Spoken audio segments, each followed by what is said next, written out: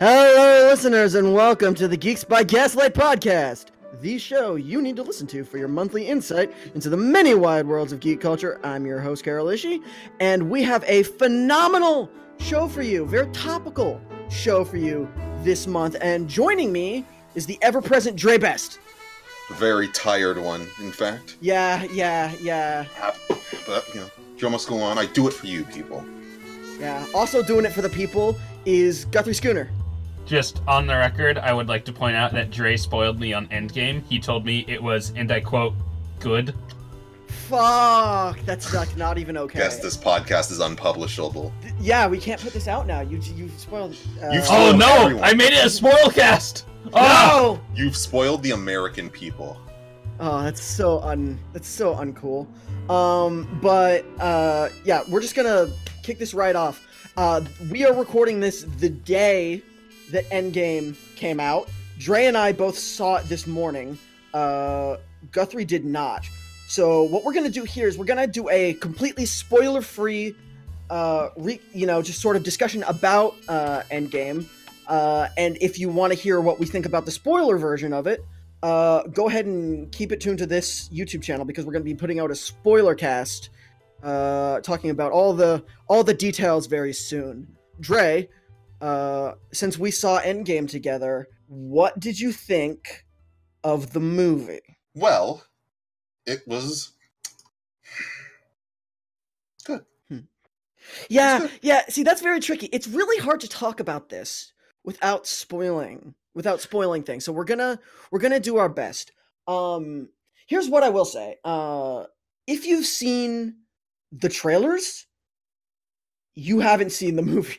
For the most part, the vast majority of this movie, they gave nothing away. And I really appreciate that. Sometimes when when studios are promoting movies, it feels like they kind of give the whole movie away in the trailers. Sony Spider-Man. But this time they really didn't give away practically anything, if you really think about it. Yeah, it actually trying to watching this movie and trying to apply my knowledge from the trailers to it really didn't work at all. I was confused. I'm like, wait, isn't this supposed to happen at that? Nah, there's go into it, forget you watched the trailers. All that promotional stuff you saw, useless. You don't know anything. It's very much, it is quite useless. And, I'm sure this is gonna be number one at the box office for, 4 months or whatever. Yeah. They handled a lot of the fallout from Infinity War very well. Superb. Yeah, sequel to Infinity War, which it really ran with the movie really ran with where Infinity War left off, and it wasn't afraid to shake up some bits of the status quo, and it wasn't afraid to tell us more about things we thought we understood. It very much is an enhancement to Infinity War. It makes Infinity War better. It makes Infinity War a lot better. It fits in tonally, it fits in thematically, it fits in narratively. It's a very it is by far a true sequel. And what I really liked about it is it did not necessarily feel like a part two. Like you see a lot of these, two-part movies, like for the Potter movies and for especially I felt like it felt very very very splitting for the Hunger Games movies, and those were originally, I was going to say Justice League. Whoa! Call back to 2014 DC plans. I actually remember that so fucking well. They were supposed to do a 2-part Justice League movie out of the fucking gate. They realized it was a bad fucking idea. Oh my god. But yeah, because the examples that I mentioned were of course written as one story, and split into 2 parts for reasons. I think they did it with the Twilight movies too. I think those might have been the first time they did that. with like yeah, with like the book Oh adaptations. yeah, they did. and those are the best Twilight movies. Are they? Yeah, I haven't seen like, any of the Twilight movies, but I like want to. They basically by the last two, it's basically just like weird kind of awkward X-Men. So like an X-Men movie. Oh, I'd say they're probably better than like most of the X-Men movies. that's like exciting because like Twilight came out around the time that it was cool to hate Twilight, and so Yeah. I was like, and we were much younger, so we were on that bandwagon. Yeah, fuck Twilight. Fuck Twilight. No, but it might can't be even like it ironically. But it might be Meanwhile, epic. I go and see every single Transformers movies in theaters until the last night. It might be epic. Twilight might be. The world's number one Bayformers hater has logged in. That's really how I was. I was like, man, imagine giving your money to Twilight. What an evil franchise. I guess Transformers Dark Side of the Moon came out. Stupid fucking Michael Bay. I hate him. What a hack. Never done anything good. Guess I'll give him fucking $20. And then buy the toys related to his fucking movie. No. And so back to Endgame. Endgame felt like it didn't feel like a part 2, it felt like a sequel. Which was obviously a good fucking thing to do. And it's hard to say like that, because like I don't really think any character kind of got, any character that was going to get, screen time in this got their due. I think this one was almost, I feel, more impressive than Infinity War at handling just the sheer volume of shit that was in it. I would say that, like, on rewatch of Infinity War, there are definitely subplots and such that I find more engaging than others, and when it goes to those less engaging ones, I'm still enjoying it, but it's like a little bit of a deflation. But okay, I would be to me, this felt way more like equal, and obviously, first rewatch or first watch, it's like it's all fresh. But I don't feel like I feel like I will be able to be equally as entertained by every single subplot. Yeah. Also, the one thing. This, obviously, I don't. If this is like the most impenetrable Marvel movie yet, and I feel not just in obviously, don't have this be your first MCU movie. Oh my god, that's a really funny idea. Yeah, but it's one of those things. I'm wondering how this will have. I'm wondering the effect this movie will have on people who like the MCU, but only they haven't seen but don't care about haven't dedicated as much. Maybe they didn't go see. Yeah, maybe they don't maybe they don't like the Guardians of the Galaxy movies or Thor or something. And so they only watch what they want to. Because to me, and I'm pretty sure Carroll too.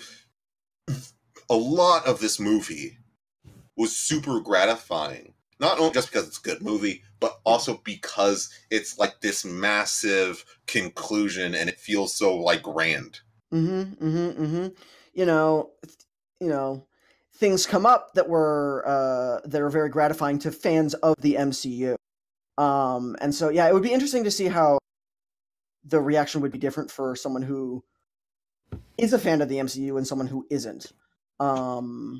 This definitely is, to me, one thing I've been saying for a while now is that the MCU is very much Marvel through the filter of DC Comics, because that's how a lot of it feels. Yeah. Jré was telling me this before. Just the type of storytelling, the type of characters. I feel the MCU reminds me a lot of DC, or at least how I like my DC. And Well, the Avengers movies have always felt way more Justice League to me than Avengers, or specifically. And this felt like a crisis. This felt like a big Crisis on Infinite Earths event, and that brought the whole universe together, or ended tons of storylines, and started many new. It's great. It's very, very good. Yeah, I hope that this. I know that they're coming out with Disney Plus pretty soon, so a lot of Marvel content's going to be migrating over there. But I hope this gets at least a couple weeks on, or like a couple months on Netflix, because I really want to watch Infinity War and Endgame back to back to see how it feels. You know, it's going to feel fucking long, dude. It's going to feel like it's like what, 5 hours? Oh, I know. More than 5. It's definitely more than 5. No, yeah, 5.5 hours. But like not like necessarily like back to back, but like consecutively. Because I want to be able to watch one and then watch the other and see how they fit together and how that feels. I'm gonna be honest. I need to see this like 2-3 more times before I really get my opinion solidified on it. But go watch it, because you're never going to see a movie like this. I'm not even sure if we'll ever get another movie like this ever again. I don't know what Marvel has planned for the future, but this was damn sure. This was like damn sure the end of the Marvel universe that we've known. I know what Marvel has next after this. Oh, what? Enlighten us. Incredible Hulk 2 starring Edward Norton. Please, actually, Incredible Hulk. Dude, I'd be down. Oh, I would be super down. Incredible Hulk's a fucking great movie. I don't care what anyone says. Everyone. I will say the one disappointing thing is that they wouldn't be able to follow up to the legendary Stan Lee cameo in the first one. Oh yeah. Because in the first one, he drank the poison Hulk blood soda and died. Yeah. All right. Spoilers, guys. There is a Stan Lee cameo in this movie. What? Now that we've established that, is this the last one? Is this I remember hearing that this was the last one, because this was the last one he filmed. Well, I think the last one he filmed was actually for Captain Marvel, because Captain Marvel was actually filmed after this. Oh yeah. Well, and, he filmed a bunch just in like. Sections. Yeah, he filmed a ton in because they're consecutively. I'm pretty sure they're made on. Some of them are made side by side on the same lot, so I'm sure he was able to. They booked Stan for like a week and just shot a bunch of them back to back. I mean, if he filmed one for Spider-Man: Far From Home, they should put it in. It felt really appropriate. It would feel very appropriate if this was. It would feel very appropriate if this was the last one. Can't wait for that Stan Lee cameo in the X-Men movie that shall not be named. Because that would be really good. Continuing the proud tradition of never discussing Dark Phoenix on this podcast. What? Oh, I'm sorry. You mentioned it. I said the curse word. No! Bryan Singer's going to come and sexually assault me. What are you... Wait, let me look this up. Mm-hmm. Oh. What is this? I'm very scared. They're making a fucking X-Men movie? After the... What? What, Jré? Why is this shit coming out? What? No. This year? Are they stupid? They are stupid. They're very stupid. Bruh, come on. Bruh. Yeah. All right. But Marvel has a lot to do in the future, especially with the big expansion of Disney Plus that is coming out here very, very soon. Disney had like a big unveiling sort of announcement thing where they kind of went into all the details about what their service is going to look like. They showed the UI. UI looks very nice, because I was like scared, because like sometimes you like get on shit and like it doesn't look as good as like you want it to. But I remember the UI looked very crisp, and so starting off, we'll talk about all the Marvel content that is coming to Disney Plus in the near future, which is obviously Disney's new big streaming service that they're launching. And they're going to have MCU tie-in shows starring actual movie characters. So not in this, because they've done MCU TV shows before. Obviously, the Netflix shows, Agents of S.H.I.E.L.D., Agent Carter. Other stuff that doesn't matter, but it's fine. You spent your time on it. Yeah, watch Cloak and Dagger. It's really good. And it just came back for its second season is going on right now, and it's good. It's really good though. You should care because it's good. But a lot of the stuff that they're producing for Marvel looks very interesting. Like for example, okay, I hate the name of this show, but I like the idea of it. And I also don't know how they're gonna without pumping a shitload of budget into this, which I suppose they'll have to. But Elizabeth Olsen and Paul Bettany will star as Scarlet Witch and Vision in a show with the worst name ever, WandaVision. What are you talking about? It's like WandaVision is like you're in 1956, right? Right. You're listening to the radio and you hear about this magical new set of 3D glasses that you can take home. It's called WandaVision. It's great. Cinderella's a pretty bad name for a thing. What? Anything. It's just not a very fun name. I'm sorry if there's any Cinderellas listening to this. No one would name their kid Cinderella. Exactly! Cinderella is the worst title for anything ever. I'd sooner name my child WandaVision. God. WandaVision best. I'd spit. I disowned that child. You named her because it was between Cinderella and Wanda. It's just to give a good reason. It's just to give a good reason to disown said child. Exactly. I suppose. The kid's name is WandaVision. What the hell was I supposed to do? No, it's no, it's interesting because they have of course, as we all saw in Infinity War, the burgeoning romance. The sort of they're very interesting because due to the Accord situation and all the shit that happened in Infinity War, they're just sort of one of those like pairs of characters that like really try hard to be together, but it just classic comic book couple. By circumstance they can't make it work.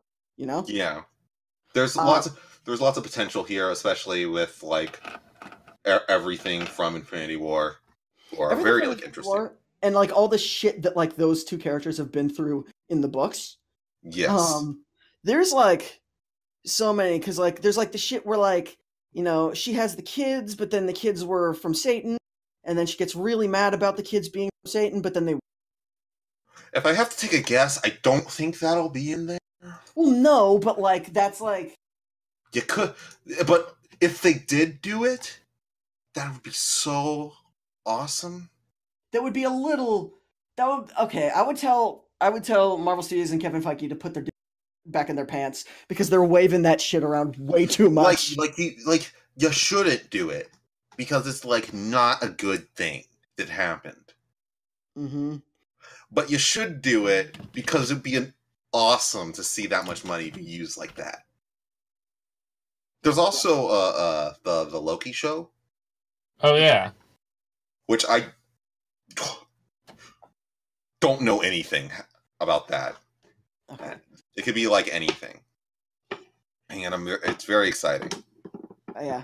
I'm interested in the Loki show. All of the shows they announced, I'm like interested in. I'm like, okay, I'd try watching that. Yeah. The Loki series is very interesting because, and as far as we know, he is very, very dead. But spoilers. Fuck. I'm speaking from the movie came out a year ago. God.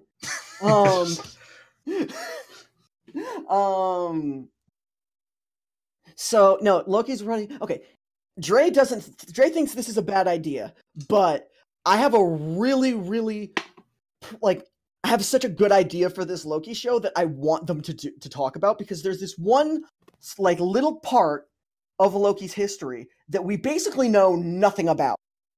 Right? So remember at the end of Thor, the first one, Loki is like dangling off the Bifrost, and he lets go, and he like willingly lets go to fall because he can't face his because he's failed and he can't face his father after what he's done. And the next time we see him, he's joined up with Thanos on the for the first Avengers movie for the attack on New York. Now there's a whole lot of shit that had to happen in between A and B there. And that's the time I want explored. Sort of what did he get up to? Because we get some, interesting insight on we get interesting insight on Thanos, we get interesting insight on Loki, and we get to see him sort of in a reluctant sort of like a reluctant villain, sort of gallivanting around the universe. That seems like a good time to me. But you could do so much with Loki. You could focus on some shit during his time as King of Asgard. Oh, that'd be fun. I mean, you'd have to get Anthony Hopkins to be part of that, because the whole thing is that he was disguised as Odin that whole time. Just have it be some other old dude. You can't just recast Odin though. Why? They did it with War Machine. They're basically the same character, You really can't. Yeah, you can. Oh, it's half of his face is covered with a beard anyway. What? What? Christ, it's Anthony fucking Hopkins. But yeah, I'm really interested in that. Also, they have the Falcon and the Winter Soldier, starring, of course, Anthony Mackie and Sebastian Stan. That should be fun. Those two have. I'm really excited for the show to just be them chilling around at the Avengers building in upstate New York. Whoa! Can that just be like the movie? I'd really like that. It's funny because those two characters don't get along. Yeah, it's like that's shown. The entire show is just they're there at the Avengers building. They're chilling. They get bored because nobody ever asks them to do hero stuff. They get around to wacky antics. Ant-Man is there for an episode, and everyone's like, "Oh, it'd be awesome."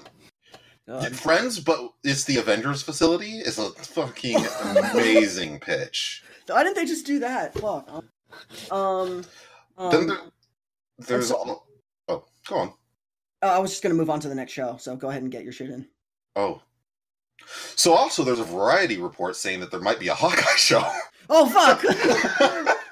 Yeah, that's not confirmed, but I wouldn't be surprised. That's like a good idea. Yeah. Because Hawkeye's a character that's he's been shortchanged in a lot of the movies. Yeah. He was sort of like the meme character from the first Avengers. He got a lot more character development and intrigue behind him in Age of Ultron. But he wasn't even in Infinity War. So I'm very excited to see how they do it. Reportedly, it's going to have something to do with him training Kate Bishop. So Kate Bishop hype. Yeah. That's going to be good. But like the series I'm very, very interested in, like almost the most, is the MCU is finally getting an animated series centered around it, called Marvel's What If. And it's going to be an anthology show, so it's not going to be a narrative, and it's exactly what it sounds like, which is something I've wanted the MCU to do for fucking years. So excited for this. An animated show, so they're going to be doing like alternate takes, alternate history. What if this, these different things happened in the MCU? And the one that they led with as for the pitch is, what if Peggy Carter got the super soldier serum instead of Steve Rogers? What a good idea. And a British Captain America is very funny. That's like worth it just on its own. Yeah, honestly. I'm gonna say I'm just excited for a Marvel TV show that's actually gonna have like, because Marvel's been the only people doing action cartoons, and like post action cartoons dying, their shows all kind of universally sucked. Remember Hulk and the Agents of Smash? Oh yeah, all of their animated shows kind of suck. Post Earth's Mightiest Heroes, still one of the best superhero cartoons of all time. Can't convince me otherwise. Remember? Why would they? Hey, it's like correct. God, do you remember Marvel's Spider-Man? Is that still going? Probably. Probably sadly. The shit that looked like it was made in fucking MS Paint. What? Well, apparently after Earth's Mightiest Heroes, they just cut the budget for everything. Earth's Mightiest Heroes is already a little low budget, which is kind of why I like it so much. I never got the consensus on that, like, on the, like, original team show they made.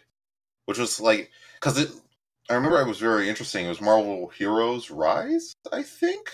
I don't remember that one. I haven't heard of that one. It was, like, a more female-slanted team. It had some really great art, but then the show itself like looked like how a Marvel like animated show looks, which I hope this doesn't. I hope this gets like this is what please. Oh yeah, I remember this. Yeah, I was interested in it, and then I actually looked at the art style, and I was like, I'll watch this on Kiss Cartoon in 2 years. So do you guys have any concepts and what if scenarios that you would like explored? What if Falcon and Winter Soldier were friends? I think that's already happening. Sorry to tell you, but they got a buddy show together.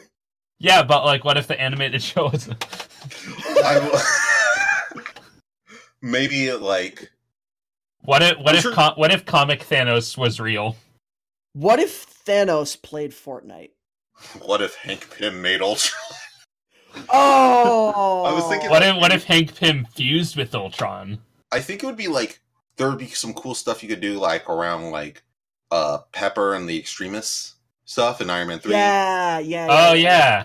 What if she like kept it in? What if Tony like didn't get the shrapnel out of his chest?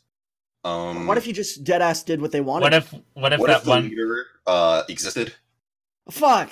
What if that one kid Tony met like actually like made like an Iron Man suit? You know, there's probably going to be one where it's like, what if Loki was worthy? Which is yeah. What if Loki was like? Okay. Honestly, I'm totally down for this show if it means that they can finally do Beta Ray Bill. Oh, please! That would be so good. Oh my god! What if they? What if Star? Oh, there would be so many good ones for Guardians. Actually, forgot. Oh god! I mean, what if? Think about it. What if? What if? Peter stayed immortal.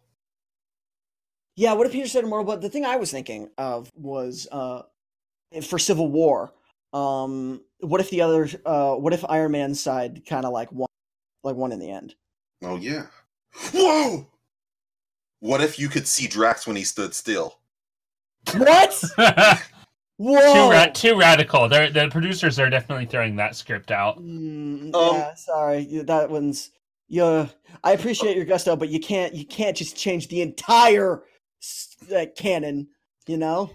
I guess a couple last things about Disney Plus, right?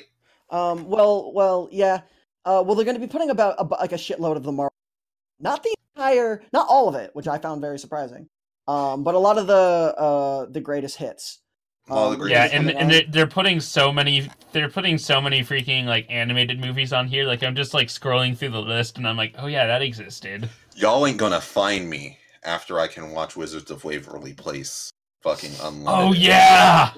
Y'all aren't gonna fucking see me for like a month.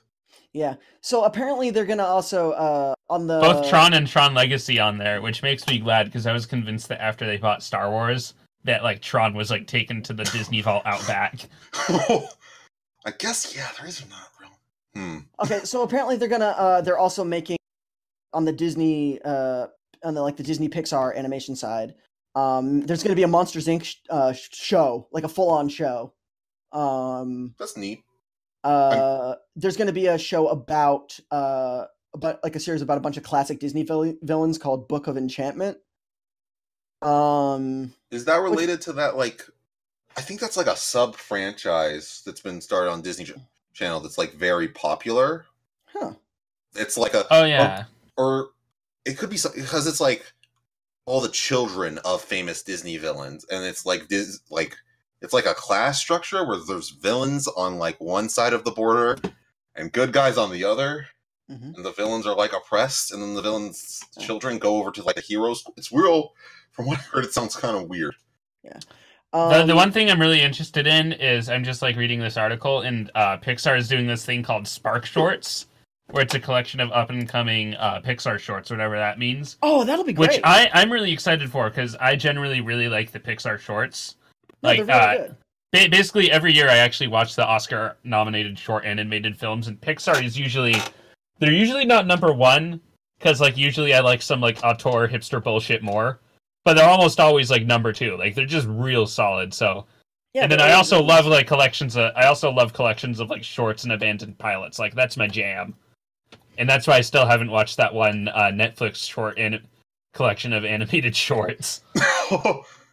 But no, I'm interested in that, especially because I'm way more interested in their shorts at this point than a lot of the movies they're making. Yeah.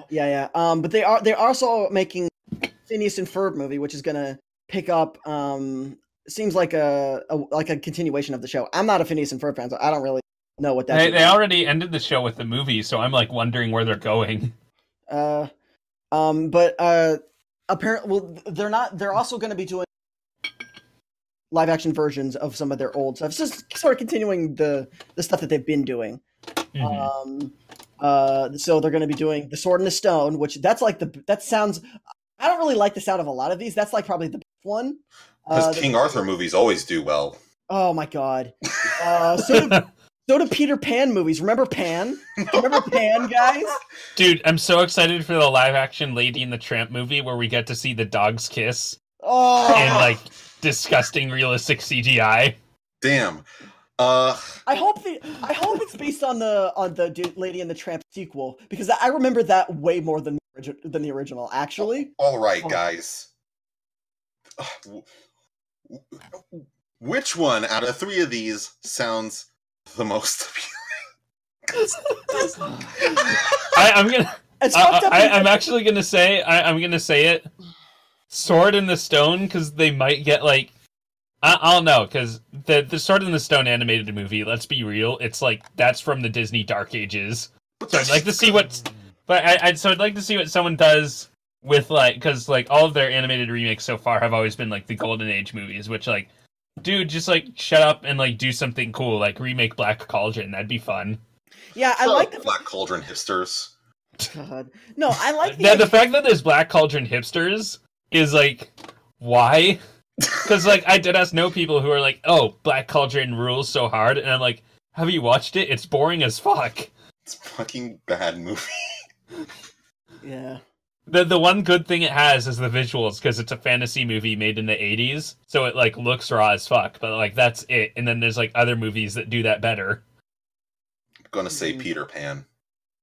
No, we don't know. I will say live action Peter Pan movies can be completely bizarre. Like Hook rules. Yeah, no, Hook kicks ass, but like that's not really a Peter Pan movie.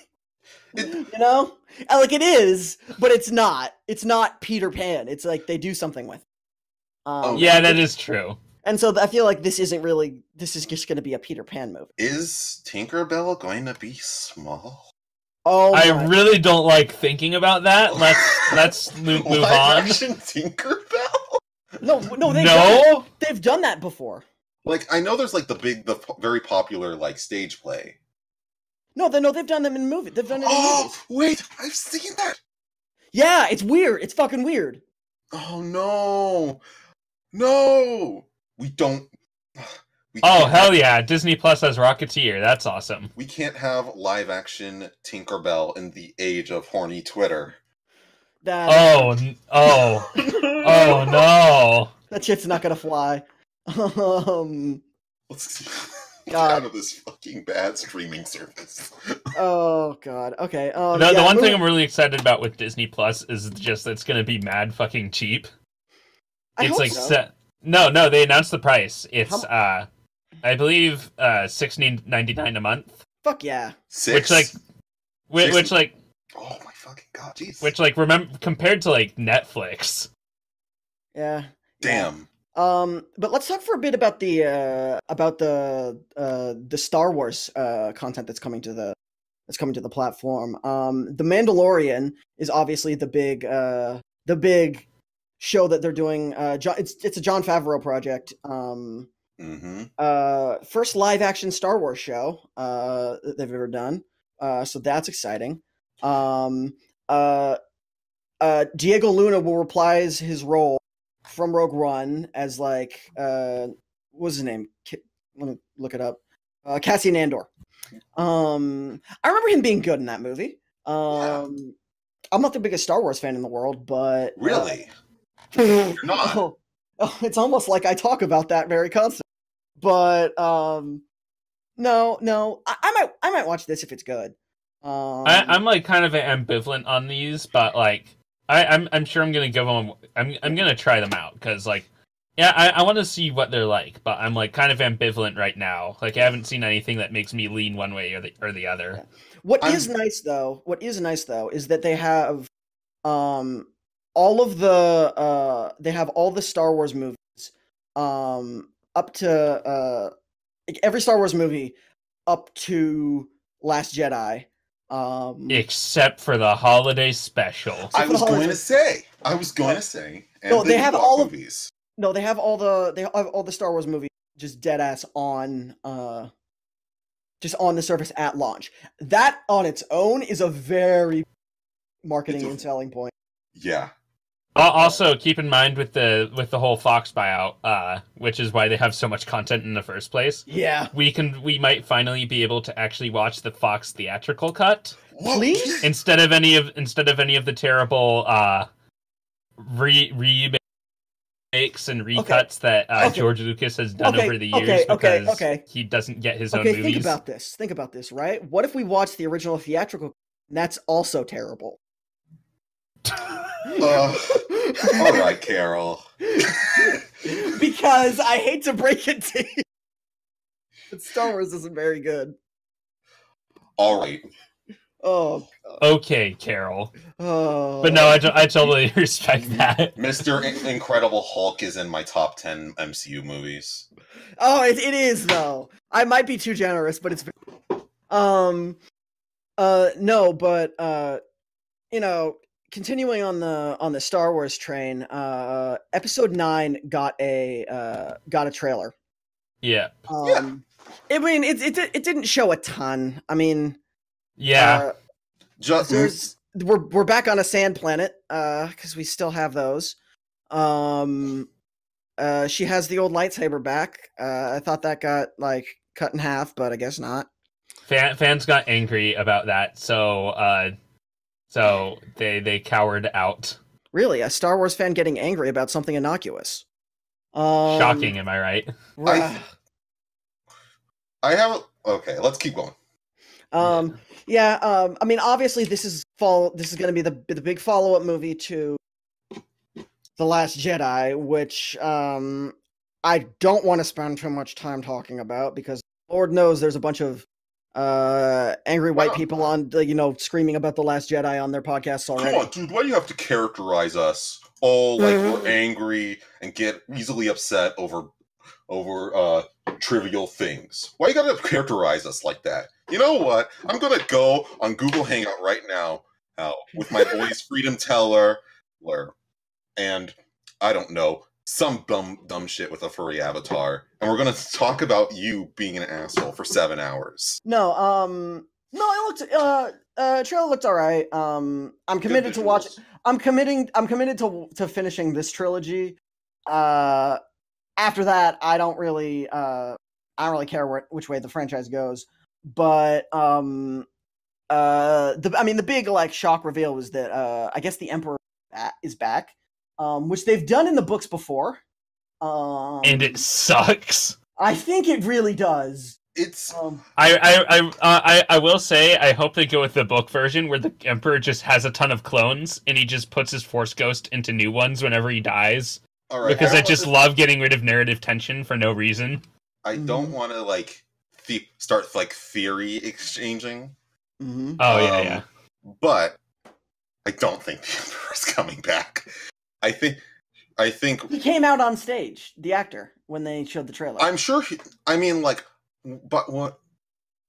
By what I mean, like, we've seen dead people communicate before, and when I first thought about it, or saw the trailer, my first thought was Kylo Ren goes to the planet that they were on in The Last Jedi and goes into like that weird cave.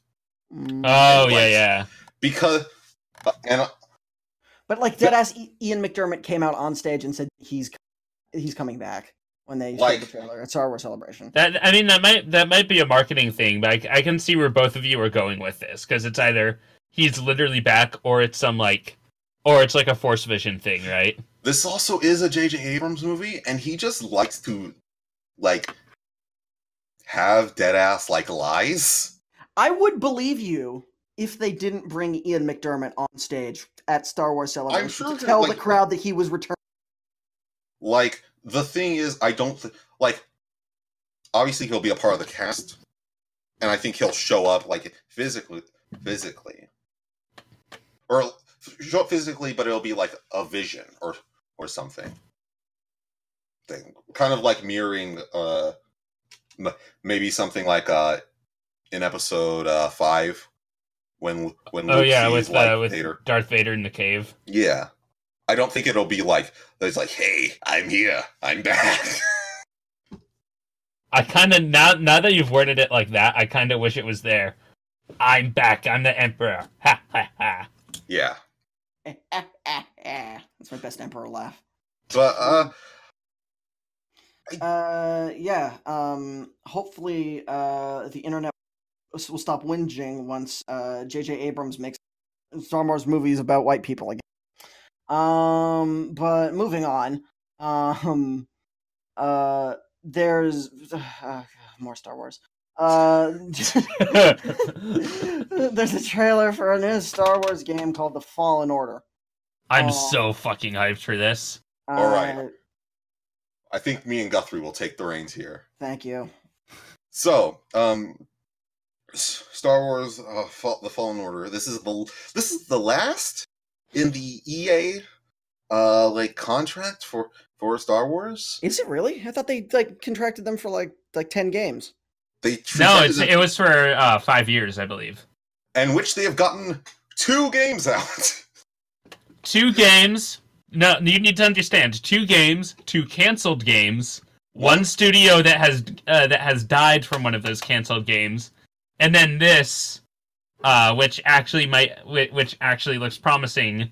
Because keep in mind, the 2 games they did put out were so horrendously terrible that it made the European Union reconsider their video game laws and their gambling laws. Yeah. I did play Battlefront. Because I'm a big fan of Battlefront 2. Mm-hmm. Not the new one, the original. We all know the original one. Yeah, the original one. That game kicks a lot of ass. Yeah, it whips. Yeah. And so I remember I never owned it myself, but I always play it whenever I got the chance at my cousin's house because my cousin had a PlayStation. And they used to play Battlefront 2 all the time. But no, this seems really, I mean, it seems like I'm sort of like a little bit, perturbed by just like, how many fucking stories are they gonna set in this fucking time window? Can we get the Jedi Order has fallen, so people are chasing after a guy. It's not like that was like the fucking concept of like half these fucking like spin-off stories about like new characters in this universe, but It what is do I know? like that's one thing I'm very excited about when it comes to episode 9 is that we can like start like focusing on like Anything else? yeah Yeah. because Disney doesn't want to start going into the Clone Wars stuff yet because Disney is still too afraid of the prequels, even though, funnily enough, a lot of the best Legend stuff was the prequel stuff. Right? Shockingly, when they were making the prequels, they actually made sure to get like good people on board, so it wasn't weird nerds in the '90s writing about alien sex like Legends was before. If anyone tells you Splinter of the Mind's Eye is like good, like slap them and run. They're probably like You know what's badass? The Yuvan Vong. I'm so glad the Empire was right in the end. There's one thing about I'll say it's this game. I'm very excited for it. Mainly, and it's like for really depressing reasons. It's just because it looks like a video game that you'd like play, and then it would eventually end, and you'd be like, "Oh, this was like a satisfying experience," which is very like rare. It's not how video games are. It's really well, especially Star Wars video games, because the two Star Wars video games that have come out have been never-ending Skinner boxes of unlocking cosmetics and bullshit. Okay. Because I wouldn't recommend. This is EA. Yeah. Well, they came out of the gate saying that there wasn't going to be any loot boxes or anything. This is just going to be a single-player game. Period. Which they expected praise for. Yeah, no, they actually expected people to get excited about that, and people are excited. Although I'm excited for slightly more positive reasons than Jré. Mm-hmm. Which is they finally have Chris Avallone is finally writing another. He's writing another Star Wars story, and like the last one he did, Knights of the Old Republic 2, is like pretty damn good. Considered one of the best Star Wars stories. Period. And also, hilariously enough, he's a guy who hates Star Wars. Yeah, you're kind of guy. Oh, yeah, exactly. He really is. He hates Star Wars. He specifically hates the Jedi and the Force. So he flexed on everyone else into Star Wars by writing one of the best Star Wars stories of all time. And so he's writing this one. So I'm interested in the writing, especially because this is an old rejected script of his, apparently. And the other thing is Respawn is actually like making this game. It's like an action game. They've only done shooters before. But I'm confident they can at least make a good action game because, like, Titanfall and Titanfall 2 just control so fucking well. Apex Legends, not so much. But that's more like the level design than the controls. God. Well, so yeah, I'm hyped for Fallen. I'm hyped for Fallen Order.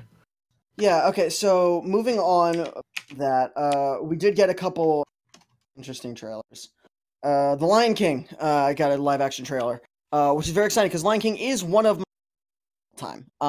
It's one of those movies that, you know, that I loved it when I was a kid, and because like sometimes with even for pretty much most of the movies I used to like watch like ad nauseum when I was a kid, I still have fond memories of, but I'm not like as in love with as I used to be. Like, some of the Pixar stuff, even Toy Story, which is really good. And I would watch it again, but I'm not like, it's not like the shit that I would find myself continuously going back to. Yeah, Ratatouille's still goat though. Still haven't. Ratatouille's still the best. Haven't seen it.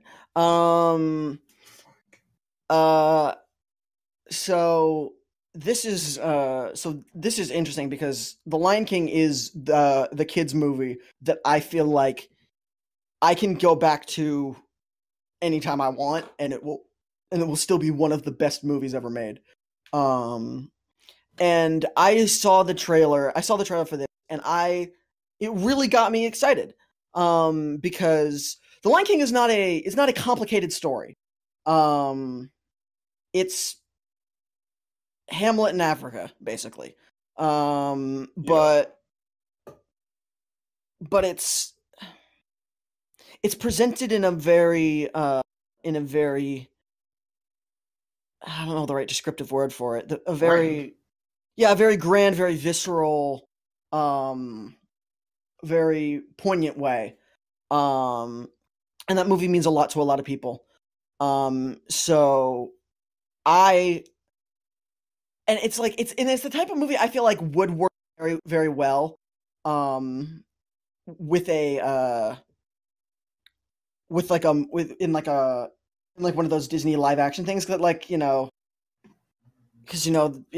Peter Pan, Sword in the Stone, Lady and the Tramp, whatever. But this is like, no, you can make a good ass movie like this, even if you like use the same script. I mean, like, yeah. There's like so. This is a movie I feel like it'd be really, really hard to fuck up. Like, I feel like you'd almost have to try to make a bad version of the Lion King.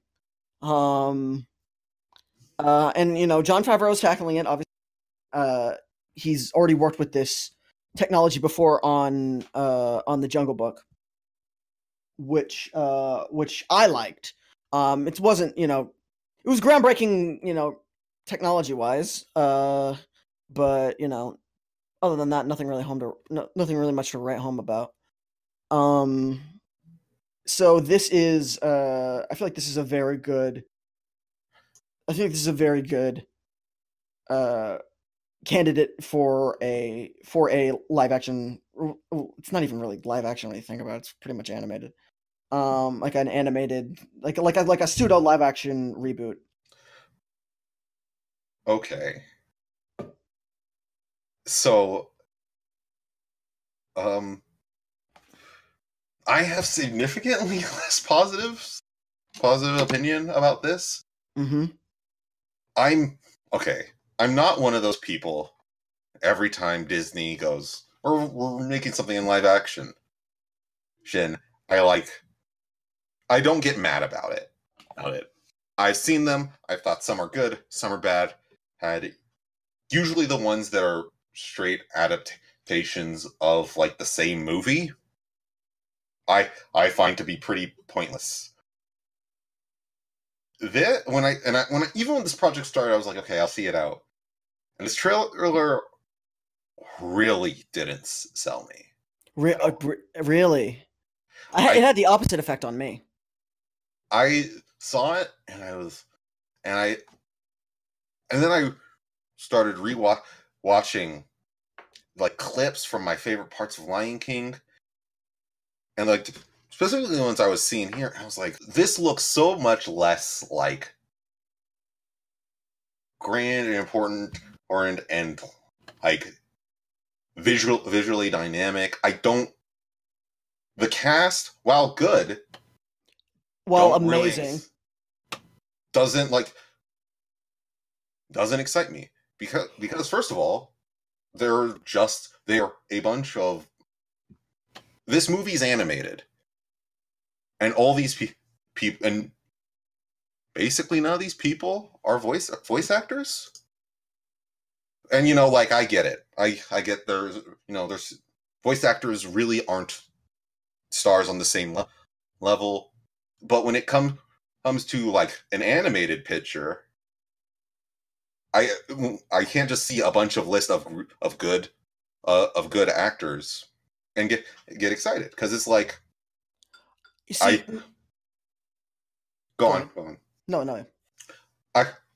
I would prefer to see like professional voice actors do this, and I don't. And then again, like, if the visuals aren't selling me on this, the voices I'm hearing, or at least the celebrities I'm seeing, aren't exciting me about this. It's probably going to be padded out to a runtime that it didn't need, like Beauty and the Beast. What's the point of this instead of just like rewatching the old one? You see, normally I would agree with you. I have that opinion on a lot of on a lot of animated movies where I feel like hire professional voice actors instead of celebrities. Because like I forget what movie it was, but like Zac Efron was in an animated movie. And he just like sounded just like a dude because he doesn't have like a distinctive voice, you know? Yeah. But I have to disagree with you on this one just because of like the cast involved. It's just some of the casting just seems so fucking good. Like such a good fucking idea. I really think that this is I am really sold on this. I mean, like the thing that like sort of like hooked me was okay, Chiwetel Ejiofor is Scar. Donald Glover is Simba. John Oliver is fucking Zazu, and he looks fucking parrot already. That's the one thing where I'm like, yes, yes, yes. Eric Andre is in a fucking Disney movie. Like, fuck, I forgot about that. Right? That's happening. But they have Billy Eichner, Keegan-Michael Key, Seth Rogen, James Earl Jones is back, Alfre Woodard, fucking Beyonce. Jesus Christ, Beyonce is Nala. That's like, oh, we're gonna get some fucking songs, my guy. And also, the songs. I saw that like end clip where you see Timon and Pumbaa and they're just singing it, and I'm like, it looks so dumb to me. I can't get into that. I disagree. Personally, my take is like Billy Eichner and Seth Rogen as playing a bunch of dumb idiots, you know, just gallivanting around the jungle, just like I'm excited. I'm very excited, and I'm very hopeful. I get why people aren't, because, you know, some of them might have been burned by, you know, Beauty and the Beast, which I still think wasn't that bad. You know, I didn't see Maleficent, I didn't see Cinderella. But, you know, I think most of these are pretty harmless, actually. Because if you don't like them, don't care. Well, that's literally like my opinion is like if you're listening and you aren't aware, I'm a massive animation nerd. So like whenever I see whenever I see these like classic like cartoon movies getting like remade in like some CGI heavy style or just like straight live action, I just can't really muster up any interest because, you know, a lot of the things that's special about a lot of animated movies is the animation, because animation can just do things that live action can't. It's like so much more expressive in certain ways and all that. You know, it could go on and on and on. So yeah, I just don't really get excited for these movies. Like, I can respect people who do, and like evidently people like them because Disney keeps making them. And if they were all financial failures, Disney would not keep making them. So like, evidently enough people like them. I can respect that. It's just not a thing for me. Yeah. Disney, please re-release all of your animated movies in good formats. Song of the South. Song of the South. No. Song of the South. Like, they're inoffensive. Like, I mean, you know, Lion King coming out won't ruin my day. I definitely want to see it because, you know, if it's bad, I don't care. If it's good, I'm very happy because I really, really, really like the first Lion King. Yeah, I think it's one of the best movies ever made. This might. I can respect that because like that's pretty true. I can. It's also like, I might be a little biased because this really did remind me how ugly warthogs actually are. This is a fucking cursed creature that shouldn't exist. No, I guess it be. Slaughter all of them. Why are we running out of elephants when there's still plenty of fucking warthogs on the world? God. Okay, moving on from the there's a trailer for a game that oh boy, Jré, I really want to hear what you have to say. Persona 5 Royale, because okay. As All we right. know, All right, I'm just gonna come out here and say it. As somebody who has put on record that Persona 5 has ruined his life, I'm going to say when I saw this trailer for Persona 5 The Royal, I came out of it saying, I'll probably buy it. okay. Thing. So let me just go say, if you don't know Jré, if you do not know Jré personally, then you probably, if you do know him, then you have undoubtedly heard his takes on Persona 5. I have not played a Persona game in my Neither have life. I've never owned a PlayStation. I didn't even really know what Persona was all that much until I kind of started, falling in with y'all. And Lord knows I'm a worse person for it. But It be. but yeah, no, Dre hates the original Persona 5, and so this is a very interesting development. So what do you think this trailer did to make you think you want to give Persona 5 another shot? So Persona 3 is my favorite game of all time. Which is sad because I feel like that's also like the last Persona game I enjoyed.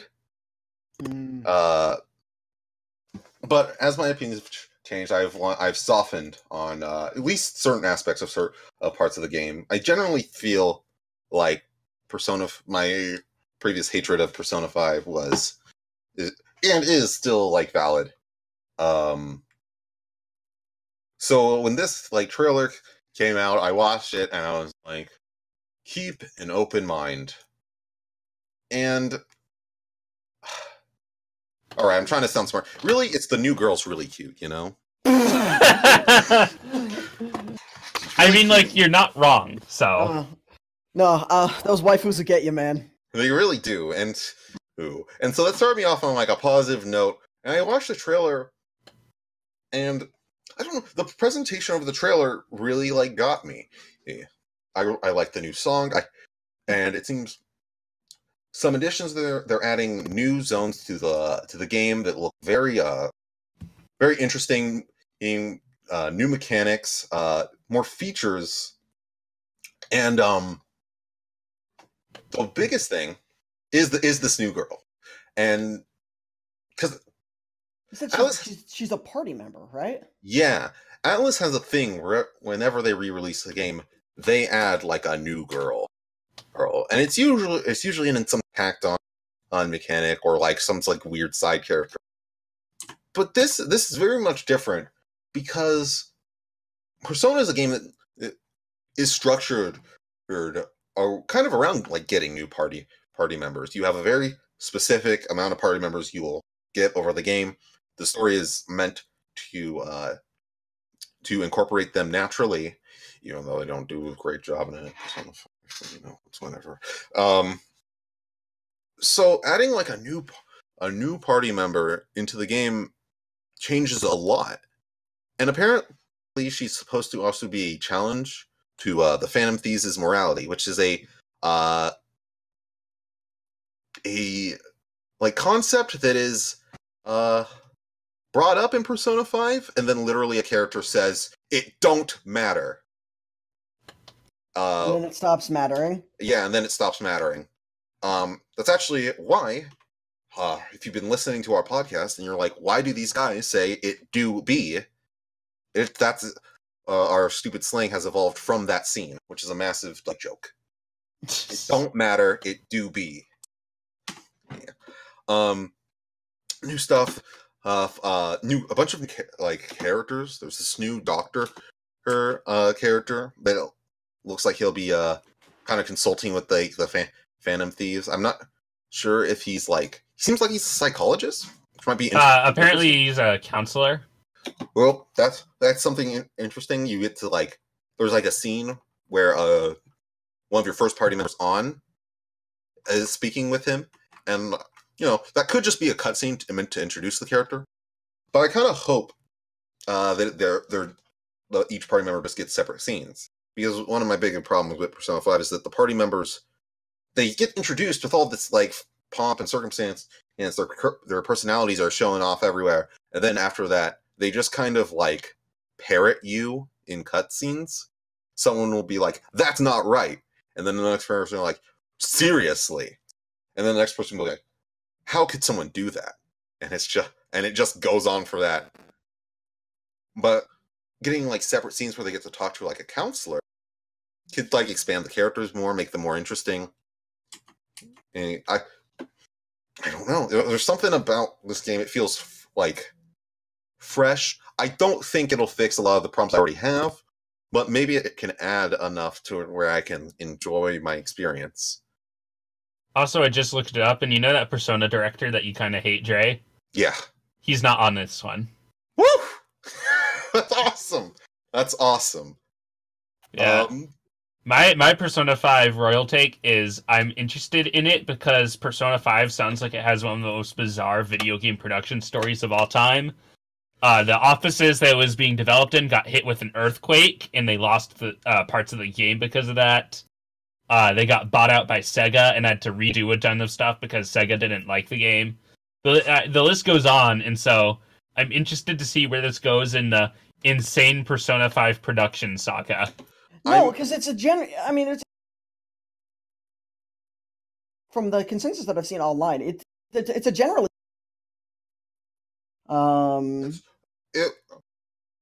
discussion has like definitely become more complicated now. It's been like a couple years, but yeah, it's general. I mean, like general consensus is that it's pretty good, but definitely a lot of people agree that it has some story issues, which I'm wondering if any of those issues might be addressed. Especially like it seems like they are, like with the questioning of the Phantom Thief's morality being like dropped in the original game, and it's even in this new character apparently being added to address that. There one last thing, just about Persona 5. This trailer dropped before the day before Atlas promised some more Persona news about a Switch port. Many people thought that Persona 5 was getting ported to the Switch because there was a trademark P5S. Then this got announced that people were like, is this getting ported to the Switch? That seems weird. Well, we got a trailer for P5S, and the reason we're not talking about it is because it's nothing. It's a Dynasty Warriors game, but only Persona 5. So it's just Fight 1,000 Shadows as Joker and the Phantom Thieves gang. Just felt like that was worth bringing up since the trailers came out within a day of each other. More Persona 5 content for y'all. If you liked Hyrule Warriors or Fire Emblem Warriors and you like Persona 5, that's probably a thing you can play. Okay. Yeah. So since there's nothing necessarily going on in terms of the that we know of for the Switch part of Persona 5, it's probably going to end up on PlayStation, which is where those games have lived. And PlayStation there's been a lot of sort of news regarding that because the PlayStation 5 was announced. Obviously the Switch has been here for a couple years now. And Nintendo likes to get ahead of the other two consoles of its generation, in terms of what they put out. But yeah, it's called the PlayStation 5. They're not, switching things up on us. And what it's, look, I've never been a PlayStation guy. I've been a Nintendo kid. I was a Nintendo kid, and when I sort of moved on to Xbox. You became a boomer? I suppose I did. It's the boomer console of choice. The most recent entry into consoles, period, is the boomer console. Please. I mean, also like B because just like takes a sip of Monster Energy. Remember Halo 2? God, the only way you can get online with the like you have to call your cousin or like your nephew. That's the only way the console will be allowed to go online. Though, I guess when I saw this announcement, I heard a lot of people saying it's way too soon, and No. I was kind of feeling that at first, and then I looked it up. PlayStation 4 came out in 2013. Yeah. The only reason people are like this is because the PS3, Xbox 360 generation was long. It was. It was way longer than it should be, and it kind of brought down a lot of games by the end because they were just not meant to run on that old hardware. Have you ever played any of those like Xbox One or like PS4 launch titles that were also backwards compatible? Like, have you ever played the Xbox 360 version of Destiny or Halo 4? They look so bad. They tried so hard to get them to fit in, and I can really respect that. But like that generation went on for so long, and people are still like, "Wow, it's too long," and I'm like, "No, it's not." God. No, it's too short. I'm like, "No, it's not." No. I did play Halo 4 on 360, and Lord, was that an experience. Because that's like the first Halo game that I played, and I haven't bought another one since. It's I can understand that decision. No, because it's like I've told this whenever I like shooter games, I have one. I have a barometer, like my rating system is the game better or worse than Halo 4? Because I feel like Halo 4 is the most like middle of the road like shooter you could like possibly like envision. Like, it's not good in any way. It's not really bad in any way, I don't think. That might be a hot take, but it's just such like a game, where it's just like, I mean, that's actually accurate. From what I understand, it's like a step down from the previous Halo games in a lot of ways, but it's like I've played it. It's not bad. Game has overboiled ramen energy. Like when you put your top ramen in the pan, and and then you forget about it for like 2 hours, more water than you should. So it's like not like burning. So it's still like edible, but the noodles are like way too soft. It's like basically like eating like pudding, but like salty. I will say, I remember on Twitter I'm not sure if this is a hot take about the PS5, but just like, so the PS5 was announced as being backwards compatible, which is great, because like, everyone deserves to play their PS4 games on a better console. Epic. But the other thing is it supports 8K, and I was just like, does 8K exist? Does anyone have it? And like, here's the thing, there's always a joke like, oh, the PS4 got no games, just like the PS3 got no games, all that bullshit, right? Mm-hmm. Like, the most iconic PS4 game is Bloodborne. A game that nobody remembers for the visuals or graphics or any kind of cutting edge, anything cutting edge in that department. It's always the Soulsborne gameplay. It's the Born part of Souls gameplay, right? Yeah. And so I don't get like that is probably not in sales, which is what Sony is looking at, but in the terms of like actual cultural impact, like for exclusives, it's the one everyone talks about. It's the must buy for the PS4. It's the system. It's the one exclusive that was kind of a system seller. So I don't get them going all in on 8K, which now devs are going to have to support 8K.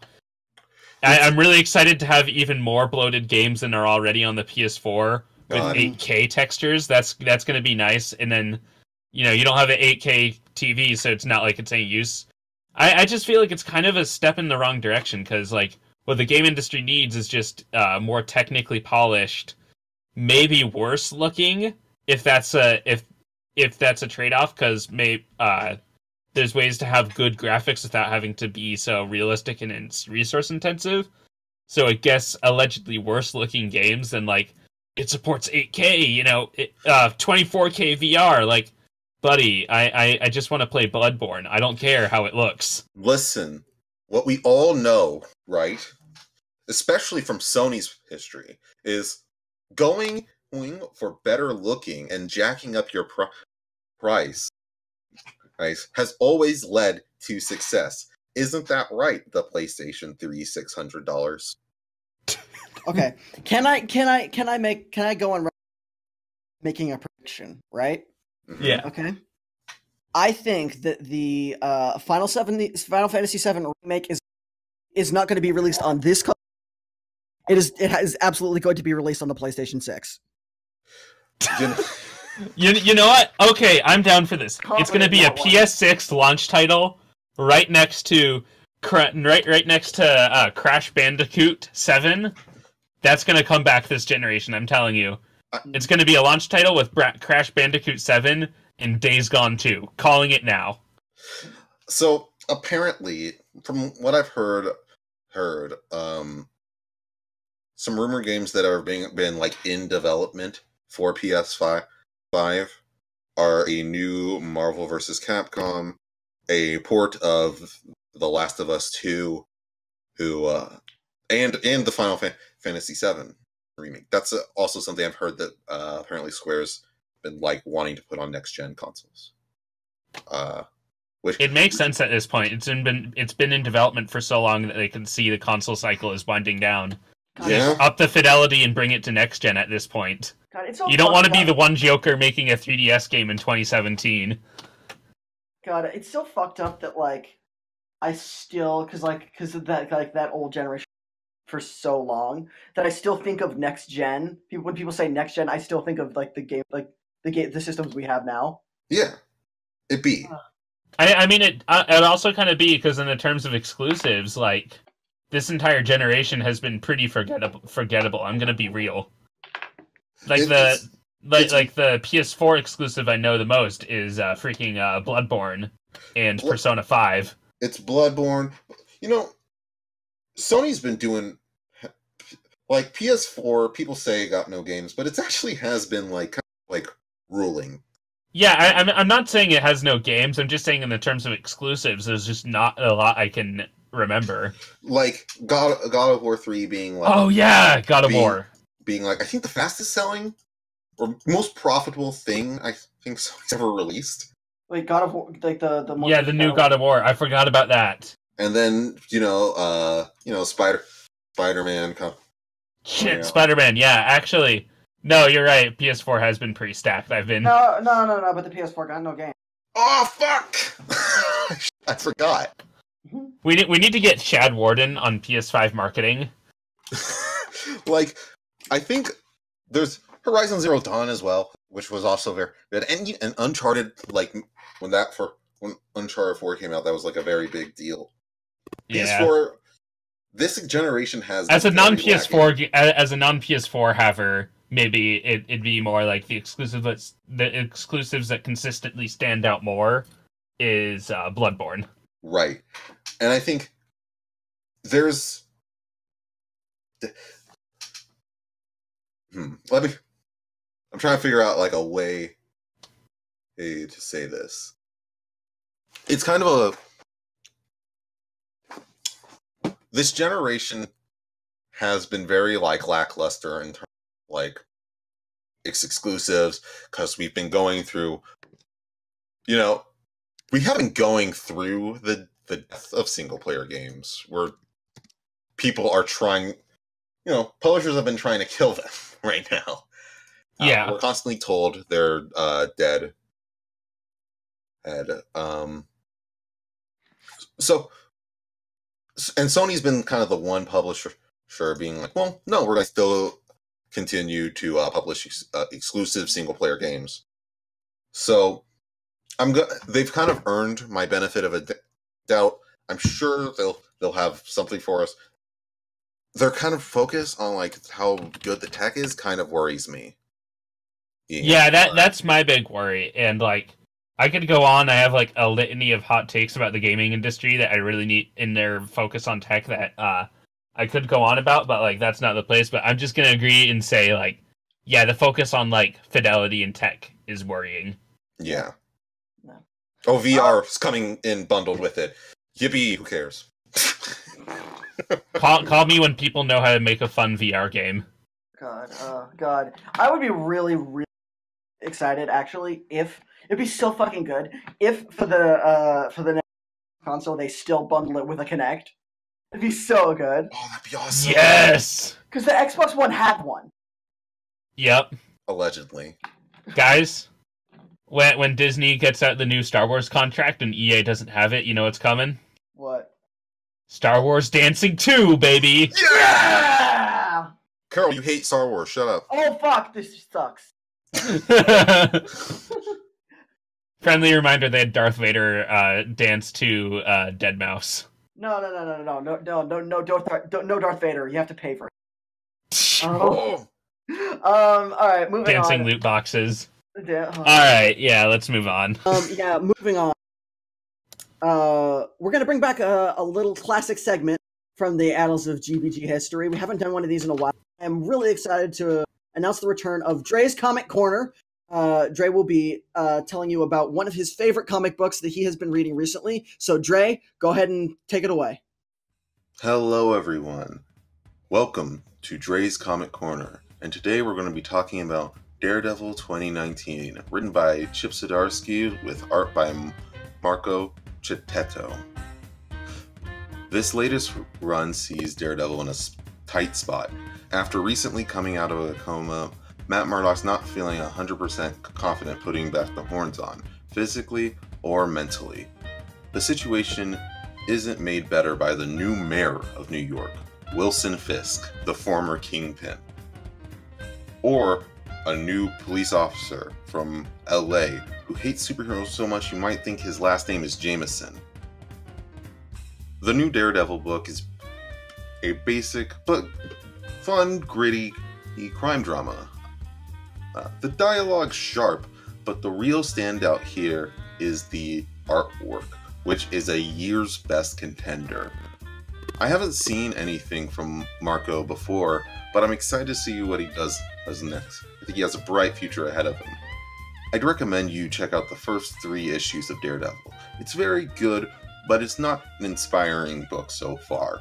A solid, fun read, but it won't blow you away. And we are back. Thanks, Jré, for your brilliant insight. So, moving on from that, we're gonna get into our favorite segment, recommendations. So, Guthrie, what did you bring to show and tell? So I'm gonna be talking about Risk of Rain 2. Which is basically, it's a third-person shooter roguelite, right?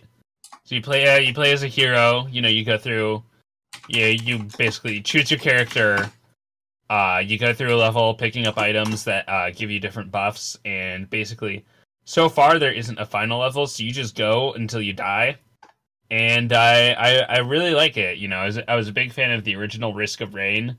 It's one of my favorite, roguelites of all time, just the entire ethos of basically, the thing with Risk of Rain is the backstory is you're some prisoner and you basically fall on this hell planet and you want to get the hell off, right? So you just fight your way off this planet, and so the entire thing is like basically, you're just some poor, resourceless prisoner in the middle of nowhere, and it is up to you, the player, to make it work. You have limited resources. Maybe you just, because all the items are random, maybe you're just given a bad build after a while. Who cares? Make it work. Which is just something I really, it's something I really respect in like game design, when it's very like, no bullshit, you do blank or you fail, Which is why I like hard games so much, even though I'm bad at video games. Risk of Rain 2. So first Risk of Rain is a 2D side-scroller. It's just like a 2D side-scrolling RPG. You could say it's Metroidvania, and I'd, swear at you. But, I can see why people would say that. I'm glad I didn't say the thing I was about to say. It plays like a Metroidvania, but like I feel like half of how Metroidvanias work is kind of the level design. Mm-hmm. You know, Right. which like the thing is you have set levels, but the locations of everything randomly changes as well. So and that's even more important in this game because you get more stuff on each level than the classic one, and you have more options. Like you can just activate random turrets on the ground, except sometimes their turrets they're randomly placed. Guess what? Sometimes the turrets are in a bad location. Sometimes you just have one on the side of a cliff, and it does nothing, and you wasted your money, idiot. Oh.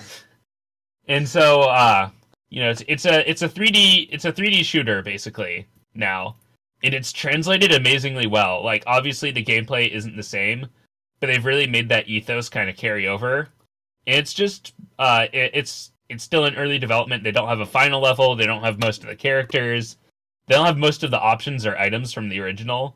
What they have so far is still a solid chunk of content. Like, I'll check on Steam right now and see how much time I've put into it.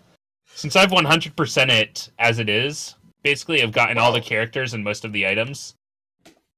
And that's through, like, casually playing it. Like, I say it has a lot of content, but if you really, like, sink your teeth into it, after a while you're gonna... 16 hours is how much I've put into it. It's a respectable amount.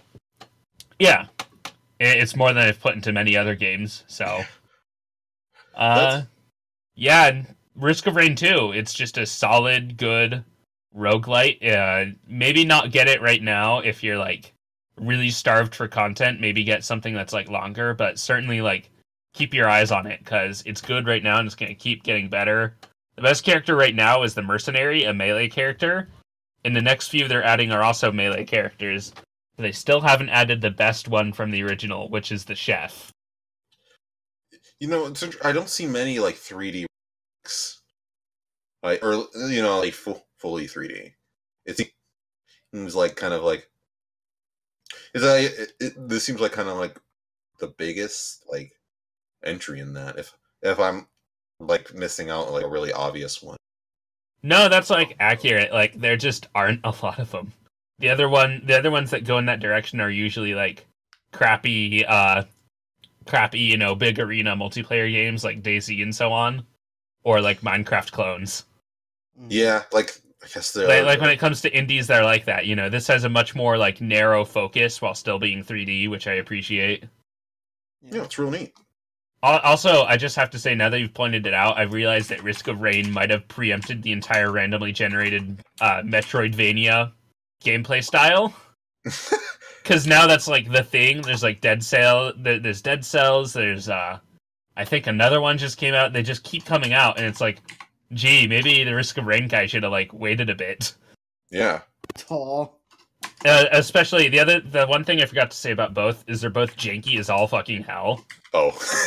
Like, they're both really hard, but you play I'd like to point out this fully 3D different game runs way better on all computers than the original. And the original, you cannot play multiplayer without having certain items on that allows you to choose items, because some items will actually break the multiplayer. Epic. I don't mean in a gameplay way. I mean the server will crash and the game will crash. Wait, the server? Well, like it creates like some kind of server instance thing to host the 2 people or 4 people or whatever who are playing. That's very funny. It doesn't have like dedicated servers. Oof. And then the other thing is, like, you feel really disgusting stacking items in this game. Like, it's really janky because one of my runs, I stacked 7 items that made you run faster.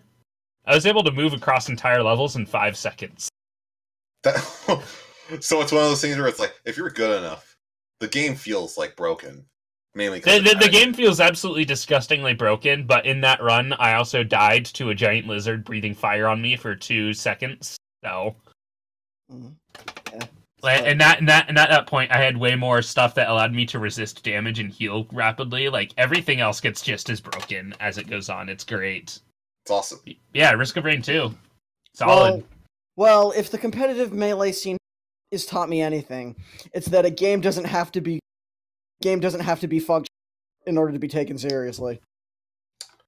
That is so true. Remember? Damn. Oh man! In our news segment, we should have talked about how someone threw a crab at Hungry Box. Oh, yes. That's very not funny, but it is though. It is funny, but if it happened to me, the man like cried. It's like don't do it. Actually, not an endorsement. It's not a good thing for humans to do to each other. It's a really funny situation, but also like Melee community. Last month, you had commentators booing matches. Now people are throwing crabs at Hungry Box. You sure you really want to go back to Evo? PSA from Geeks by Gaslight. Don't throw crabs at esports players. Don't throw crabs at anyone. It's not the sentence I thought I would say. Didn't your mom teach you anything? Crabs. Ahoy, me boy! Hungry Box says 1 pound, and I'm about to be thrown across the arena and die. Anyway, any fucking way. Yeah, let's move on. Yeah, Dre, what did you bring to the show and tell? I brought Power Rangers. No! Honestly, respectable choice. I really do love Power/Rangers, the short film. No! Why? Okay, so listen. I'm being facetious. We all, as kids, right? I'm assuming if you're a good human being, you grew up with Power Rangers. True. I just got tongued on really big. Yeah, but so I grew up loving Power Rangers. I still kind of enjoy it. But as I grew up, I knew I wanted to look into the history of the show.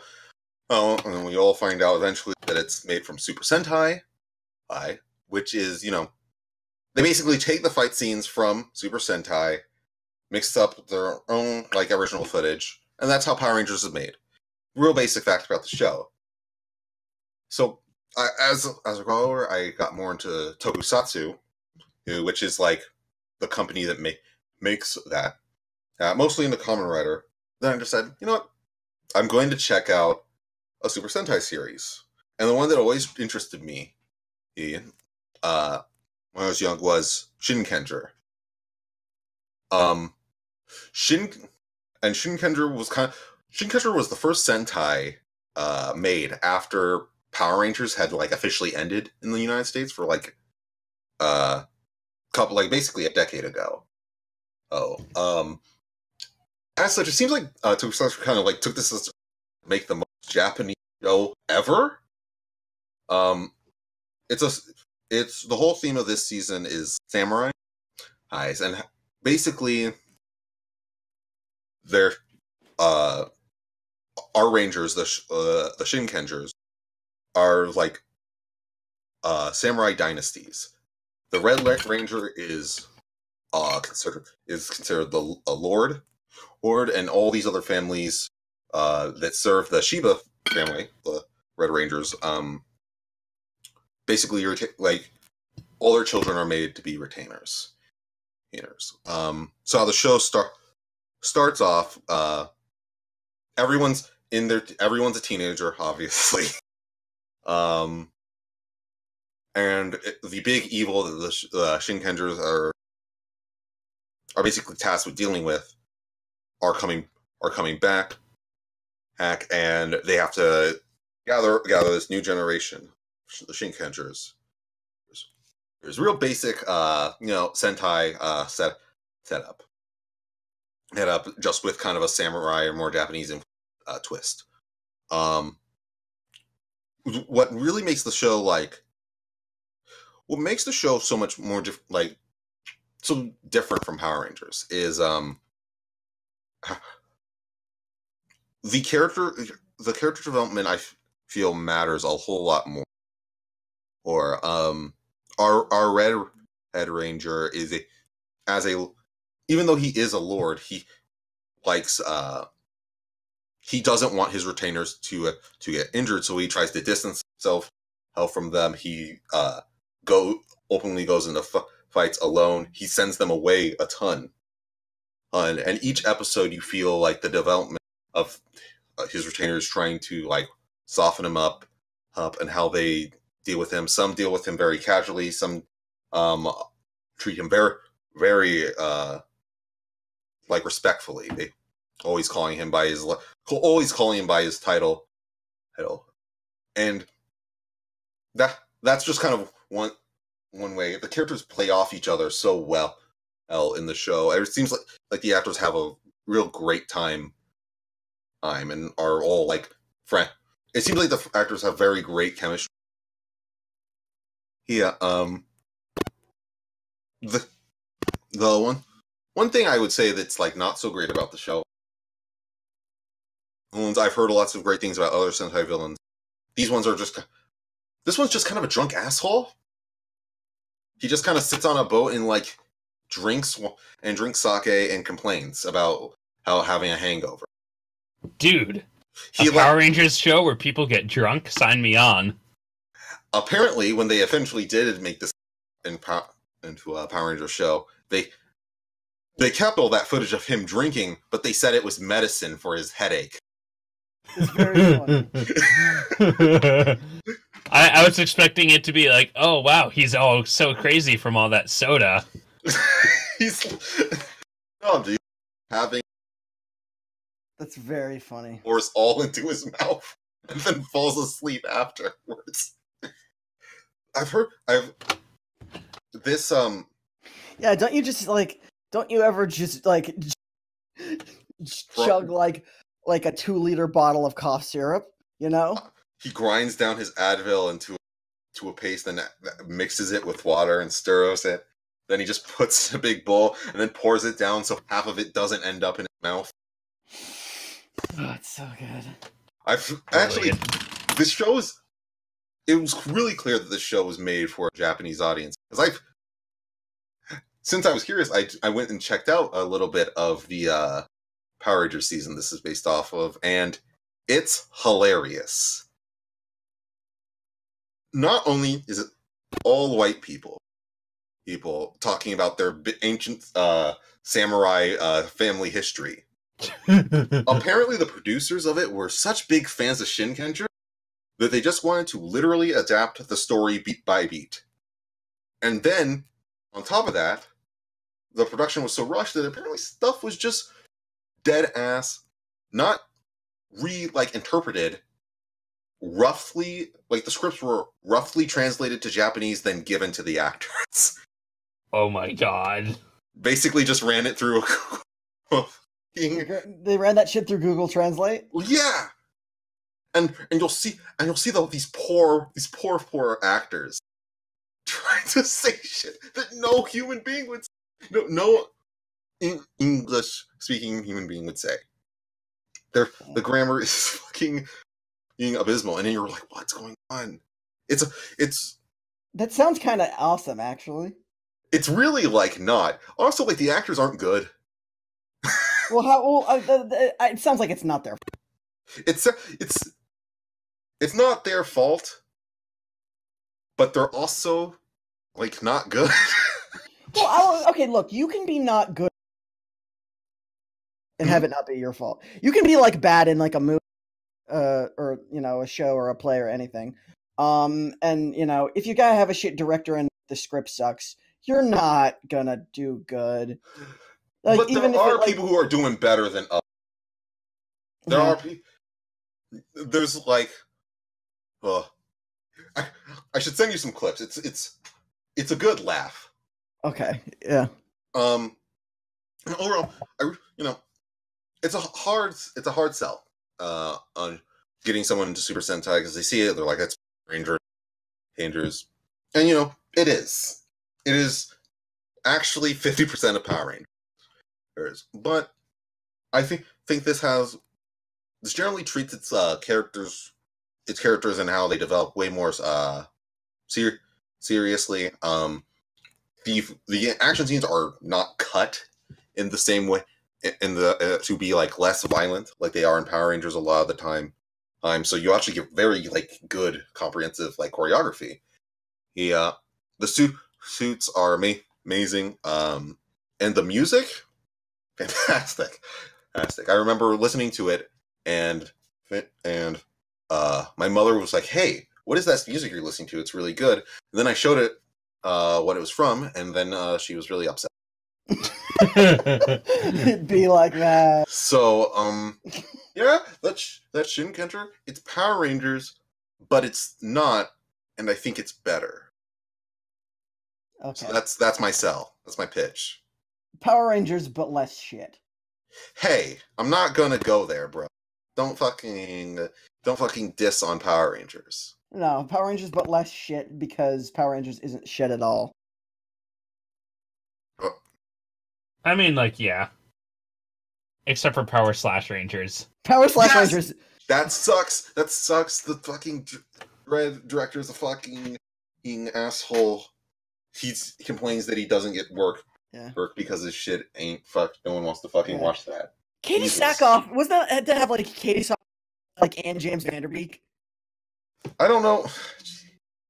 I can't care. Yes, Dredd was good. Don't fucking at me. Shut up. Okay. Show me another fucking movie of his. God. Power Slash Rangers. All right. Moving on.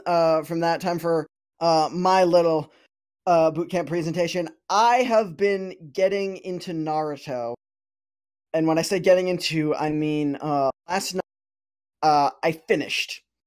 Now, let me be clear. I have been doing this for 2.5 weeks, and I plowed through I skipped filler, but I plowed through Naruto, Shippuden, and the couple few episodes of Boruto that have been dubbed into English. I'm watching the English dub. So that's a lot of content. So it's a little confusing about what I'm gonna specifically talk about, because there's so much. I'm just gonna generally talk about what I really like about Naruto now that I've gotten into it. This is a show that I'm really, really glad that I got into it when I did, which sounds weird because I'm like getting into Naruto in 2019, which is very, very strange. But because if I had started watching this show like 4 or 5 years ago, or even earlier than that, this show would have fucking destroyed my life. I would have been so unbelievably obsessed with this movie, or this show, this franchise. Have you ever like experienced something when you realize while you're watching something, wow, younger me would have like thought that this was like the best shit ever? Has that ever happened to you guys? Relationships. Yeah. Those work. That's one thing. Yeah. No, but like no, this is just like, that's just how Naruto kind of was for me. I would have been obsessed with it during my sort of edgelord phase. Money too. I do, yeah. Money, yeah. Wow, sex and money. So yeah.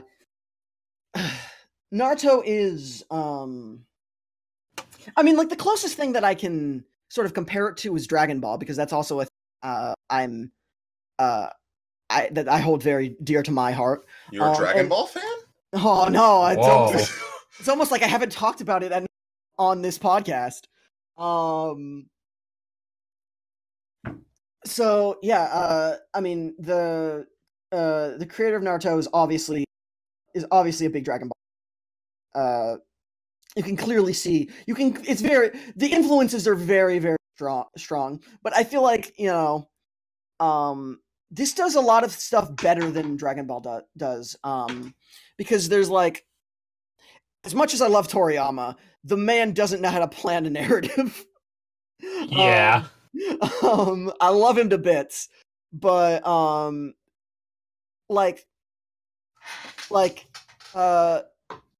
succeeds in the place that Dragon Ball fails in terms of long-term storytelling and sort of character building.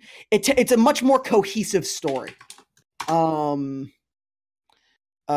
Dragon Ball is, because Dragon Ball, it goes arc to arc and sometimes seemingly chapter by chapter, or episode by episode. When whenever Toriyama was decided he wanted to on the fly change something. Naruto is much more planned out and thought out. And I find myself I feel like, see, I really like one of my characters. I'm not sure if he's my favorite character, but the character that I like, that I was definitely the most interested in, was actually Naruto himself. I find Naruto a very, very compelling protagonist. I would agree. He is, a lot of. He stands out from a lot of. He's a very good example of a shonen protagonist. Where he, obviously he was ostracized from society and so he has this sort of chip on his shoulder and something to prove, but he handles his trauma in a very, very different way than you would expect. And I do find him less compelling as time goes on, and he sort of morphs from the child who wants to prove himself and be respected because he wants to be Hokage for a very selfish reason. And that was the thing that really captivated us, is that he didn't want to be Hokage because he wanted to help the village and he would be best for it. He wanted to do it so people would respect him and finally acknowledge him as being someone worthy of good treatment. He did it because he didn't want to be Hokage. He wanted the glory and the prestige that came with Hokage. Now that changed over the course of the story, and he transitioned from that kid into basically Jesus. And that I found that Naruto a little less compelling. But I mean, you know how it is with stuff like this. Yeah, he goes through, he develops, and once his like story's over. Yeah. And then you get to the real stuff. Boruto. Oh, actually, that's not wrong. That's very not wrong. Everything that you just said was like sarcastic, but it should be because it was accurate. I actually really like Boruto. I've heard good things about it. I've heard it's better as an anime than it is a manga. I would believe that. I mean, I saw the movie, the Boruto movie. It came out before the show happened. I didn't hear good things about that, actually. It was good. I liked it. I'm interested. The show is taking time getting to where the movie is. So like after having seen that and I can kind of see where this is going in a bit. Mm-hmm. But that's beside the point. I think Shippuden is probably overall better than the original Naruto. It had I really like Sakura. I know I'm the only one, but she is one of my favorite characters in that show. And if she wasn't there, Naruto and Sasuke's character development would mean so much less. But I know it's a meme that she doesn't do things, but come on. I just that almost makes her more endearing to me. Obviously, this is a franchise with a lot of prestige and I had a lot of preconceived notions from dealing with Naruto fans basically my whole life. Were they changed? Hmm? Were they changed? Were you proven wrong or right about Naruto? I mean, I never really disliked Naruto. I had an opinion on it. I just it was I can very much see why this show has been such a staple. And I like another contrast to Dragon Ball. I like the the power scaling in this show is much more palatable than Dragon Ball, because Dragon Ball power levels give me a headache. Don't think about them, dude. I can't help it. I Secret- can't help it. I can't help it. For any upset Dragon Ball fans, at any point, just think, wait, Akira Toriyama doesn't think about it. Why should I? Also, for any upset Dragon Ball fans, just think, wait, but Arel Norimaki from his previous manga is still stronger than all of them combined. It's very true. It's very true. Actually, there was a Dr. Slump crossover episode in Super, and it was awesome. The Dr. Slump crossover episode is so insanely good. Especially the part where Goku recognizes her from Dragon Ball, and they're like still bros. Yeah. And when Beerus erased the like the evil guy. Imagine consuming the works of Akira Toriyama. As someone who personally hates Akira Toriyama, what? Fucking. It's a joke. I know it's a joke, but how? I don't even know. God, I love Toriyama. Oh, I guess I played Chrono Trigger. Which is probably the best thing he's done. Fuck. You're not entirely wrong, because like the guy is so clearly intended to like do character design. It's real. He simplified his own self-drawing, you know, the wind-up robot, the weird robot Akira Toriyama thing that he uses to represent himself. Yeah, Toribot. That originally had a wind-up key in the back during Dr. Slump, but he got rid of it because he was too lazy to draw the wind-up key all the time. Yeah, he be like that.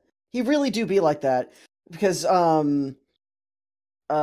if we, because, you know, Toriyama did design a bunch of the Dragon Ball Super characters, and if there's one thing that we can say about Dragon Ball Super, is that the character designs were always perfect for all of the antagonists, even Jiren.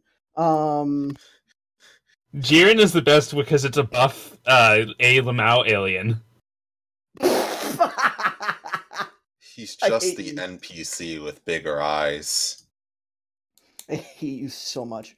But anyway, back to Naruto. Back to Naruto. Yeah, I got through the whole fucking thing real quick. Yeah.